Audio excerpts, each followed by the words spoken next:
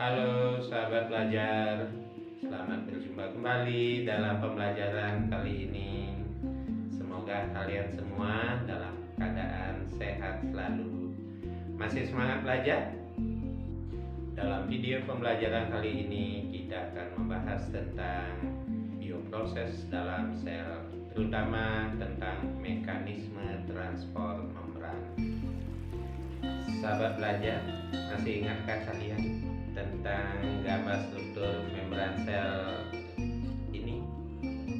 Coba ingat-ingat kembali salah satu fungsi dari membran sel.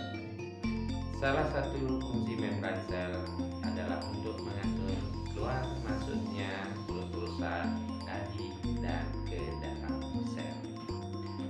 Nah, sahabat belajar, kompetensi dasar yang kita pelajari kali ini yaitu KD 3.2.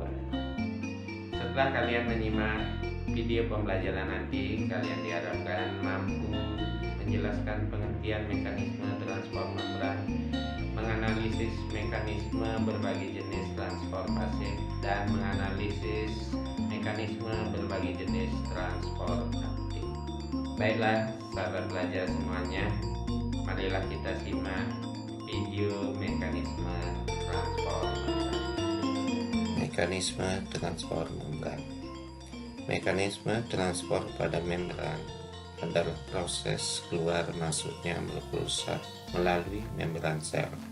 Berbagai macam molekul seperti glukosa, oksigen, dan karbon dioksida senantiasa harus melewati membran sel untuk keluar masuk sel dalam proses metabolisme.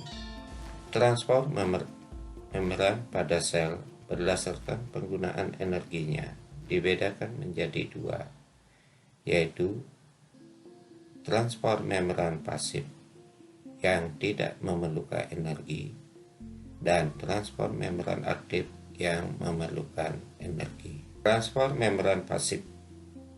Mekanisme transport membran secara pasif terjadi dengan memanfaatkan prinsip sederhana difusi. Molekul akan berpindah dari satu area yang konsentrasinya tinggi ke yang rendah. Hal ini menyebabkan sel tidak perlu mengeluarkan energi. Transport membran pasif meliputi difusi, difusi terfasilitasi, dan osmosis. Difusi. Difusi adalah perpindahan molekul atau ion sebagai akibat gerak acak dari daerah berkonsentrasi tinggi ke daerah dengan konsentrasi rendah, seperti tampak pada gambar. Faktor-faktor yang mempengaruhi kecepatan difusi yaitu beda konsentrasi, suhu, ukuran molekul, dan permeabilitas membran. Difusi terfasilitasi. Difusi terfasilitasi adalah difusi yang tentu protein pembawa atau dengan saluran protein. Silakan perhatikan gambarnya.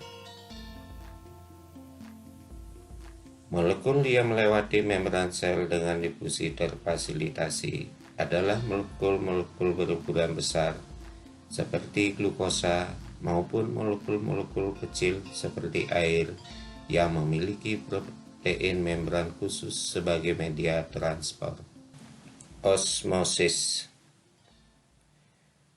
Osmosis adalah perpindahan molekul air melalui selaput semi-permeable dari larutan yang hipotonis atau konsentrasinya rendah ke larutan hipertonis atau konsentrasinya tinggi, sampai akhirnya larutan menjadi sama konsentrasinya atau isotonis seperti tampak pada gambar. Dampak dari peristiwa osmosis terjadi akibat sel ditempatkan pada kondisi hipertonik maupun hipotonik. Seperti gambar A, itu sel hewan. Jika ditempatkan pada larutan yang hipertonik, maka sel hewan tersebut akan menjadi mengkerut.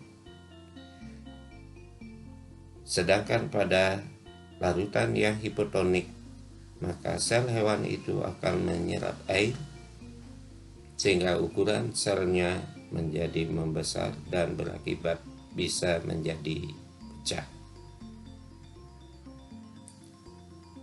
Kemudian gambar B, sel tumbuhan. Jika sel tumbuhan ditempatkan di larutan yang hipertonik, maka sel tumbuhan tersebut membran selnya akan lepas dari dinding sel. Ini yang dikenal sebagai peristiwa plasmolisis. Dan jika ditempatkan di larutan yang hipotonik, maka sel tumbuhan itu akan menyerap air sebanyak-banyaknya sehingga akan menjadi membesar. Transport membran aktif. Transport aktif adalah perpindahan zat melalui membran selektif permeabel dari tempat yang konsentrasi zatnya rendah ke tempat yang konsentrasi zatnya tinggi menggunakan energi atau ATP dan enzim pengangkut.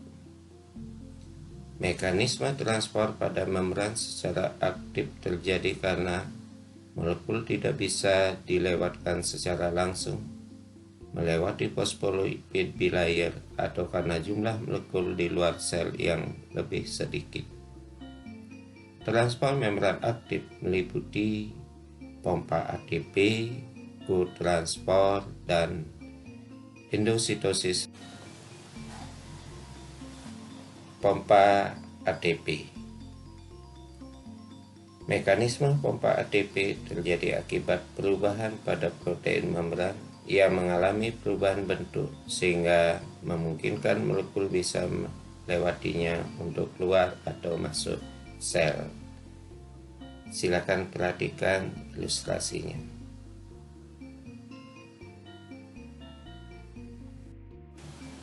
Kemudian kotransport.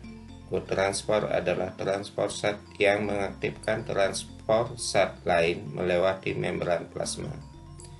Kotransport dibedakan menjadi dua, yaitu ada yang symport dan antiport. Disebut symport apabila kedua jenis zat memiliki arah pergerakan yang sama, dan disebut antiport apabila arah pergerakannya berlawanan. Contoh mekanisme kotransport berupa pompa potasium dan sodium seperti tampak pada gambar.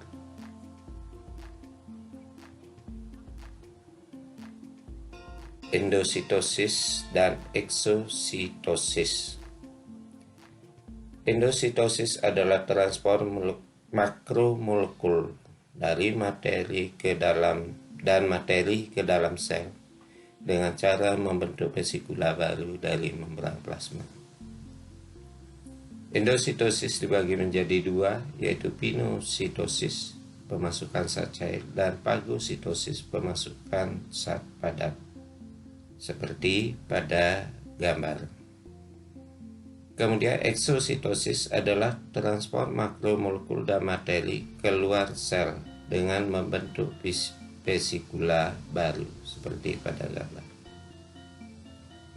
Sahabat belajar, itulah pemaparan materi tentang mekanisme transport membran kali ini. Sahabat belajar semuanya, itulah tadi video pembelajaran kita kali ini tentang mekanisme transport membran. Untuk selanjutnya, silakan kerjakan latihan soal berikut.